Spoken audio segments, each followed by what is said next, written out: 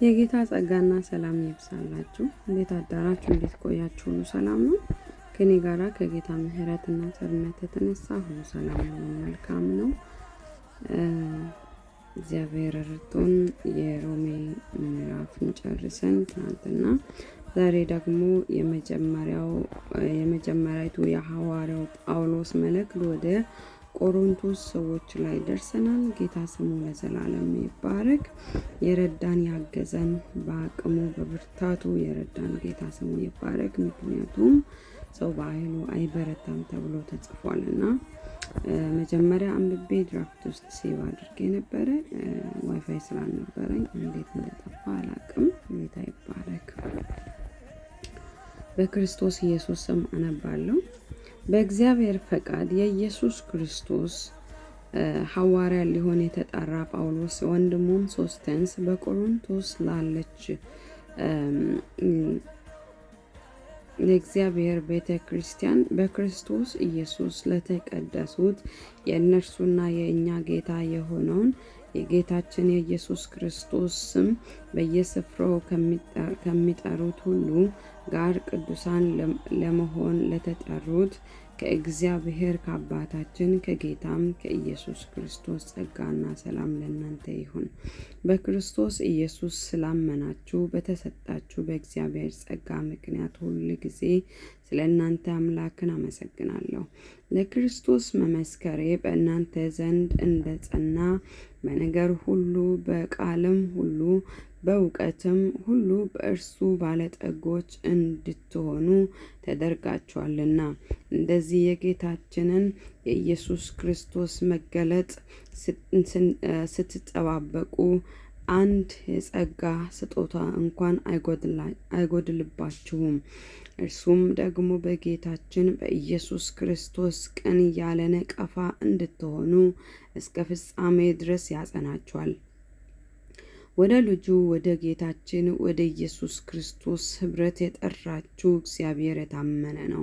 ነገር ግን ወንድሞች ሆይ ሁላችሁ አንድ ንግግር እንድትናገሩ በአንድ ልብና በአንድ ሐሳብም የተባበራችሁ እንድትሆኑ እንጂ ለመለያየት በመካከላችሁ እንዳይሆን በጌታችን በኢየሱስ ክርስቶስም እለምናችኋለሁ። ወንድሞቼ ሆይ በመካከላችሁ ክርክር እንዳለ ስለ እናንተ የቄሎኦ ቤተ ሰዎች አስታውቆኛልና ይህንም እላለሁ፣ እያንዳንዳችሁ እኔ የጳውሎስ ነኝ፣ እኔስ የአጵሎስ ነኝ፣ እኔ ግን የኬፋ ነኝ፣ እኔስ የክርስቶስ ነኝ ትላላችሁ። ክርስቶስ ተከፍሏልን? ጳውሎስስ ስለ እናንተ ተሰቀለን? ወይስ በጳውሎስ ስም ተጠመቃችሁን? በስሜ እንደተጠመቃችሁ ማንም እንዳይል ከቅርስጶስና ከጋዮስ በቀር ከእናንተ እንደ አንድ ሰንኳ ስላላጠመኩኝ እግዚአብሔርን አመሰግናለሁ። የእስጢፋኖስንም ቤተሰቦች ደግሞ አጥምቄአለሁ። ጨምሬ ሌላ አጥምቄ እንደሆነ አላውቅም። ለማጥመቅም ክርስቶስ አላከኝምና ወንጌልን ልሰብክ እንጂ የክርስቶስ መስቀል ከንቱ እንዳይሆን በቃል ጥበብ አይደለም። የመስቀሉ ቃል ለሚጠፉት ሞኝነት፣ ለእኛ ለምንድን ግን የእግዚአብሔር ኃይል ነውና። የጥበበኞችን ጥበብ አጠፋለሁ፣ የአስተዋዮችንም ማስተዋል እጥላለሁ ተብሎ ተጽፏልና። ጥበበኛ የት አለ? ጸሐፊስ የት አለ? የዚህች ዓለም መርማሪስ የት አለ? እግዚአብሔር የዚችን ዓለም ጥበብን ሞኝነት እንዲሆን አላደረገምን? በእግዚአብሔር ጥበብ ምክንያት ዓለም እግዚአብሔርን በጥበቧ ስላላወቀች በስብከት ሞኝነት የሚያምኑትን ሊያድን የእግዚአብሔር በጎ ፈቃድ ሆኗልና። መቼም አይሁድ ምልክትን ይለምናሉ፣ የግሪክ ሰዎችም ጥበብን ይሻሉ። እኛ ግን የተሰቀለውን ክርስቶስን እንሰብካለን። ይህም ለአይሁድ መሰናከያ ለአሕዛብም ሞኝነት ነው።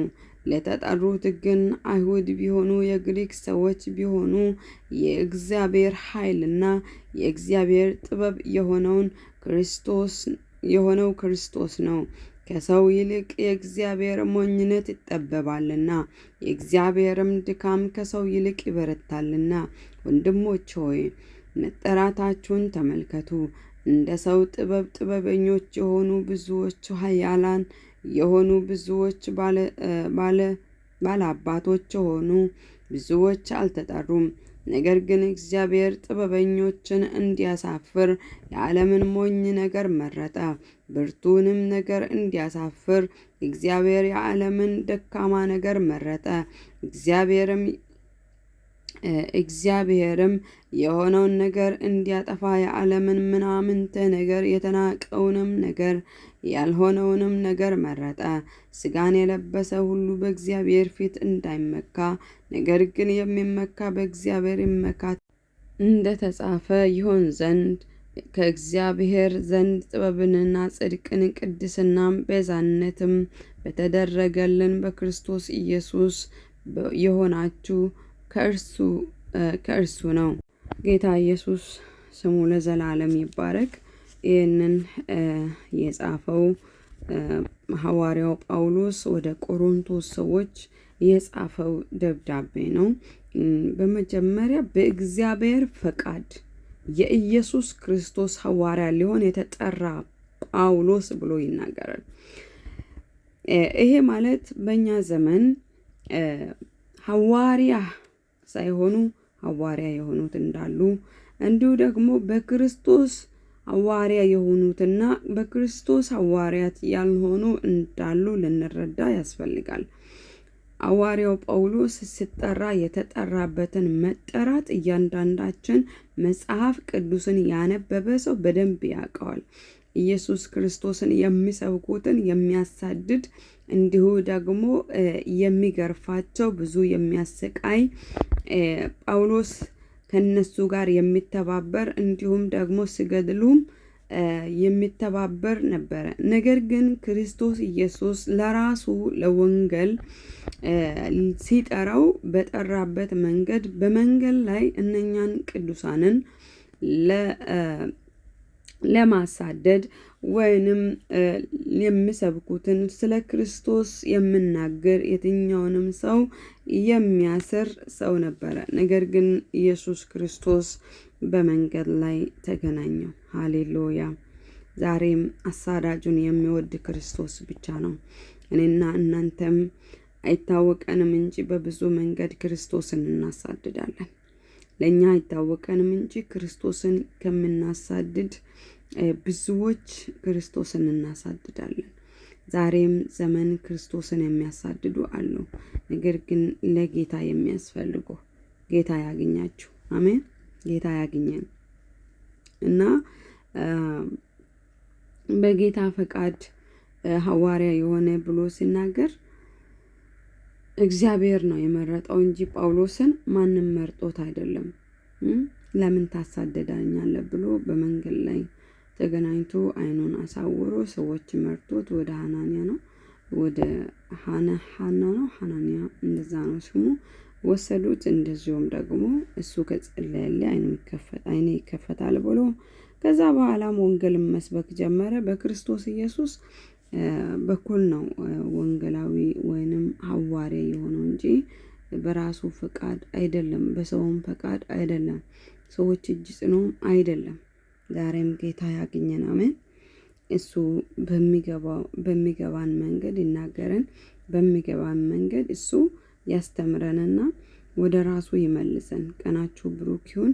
እንዲሁ ደግሞ ምንድነው ያለው እዚህ ስፍራ ላይ ደግሞ በአንድ ሀሳብ በአንድ ልብና በአንድ ሀሳብም የተባበራችሁ እንድትሆኑ። ቤተ ክርስቲያን ውስጥ መለያየት እንዲሁም ደግሞ የተለያየ ሀሳብ ሊኖር አይገባም። በአንድ ሀሳብ በአንድ ንግግር እንድንነጋገር በአንድ ተመሳሳይ ነው መሆን ያለበት። ተቃራኒ ነገር ካለ በጸሎት ስፍራ ላይ በሆነ በስራ ቦታ ላይ እግዚአብሔር አይወደውም።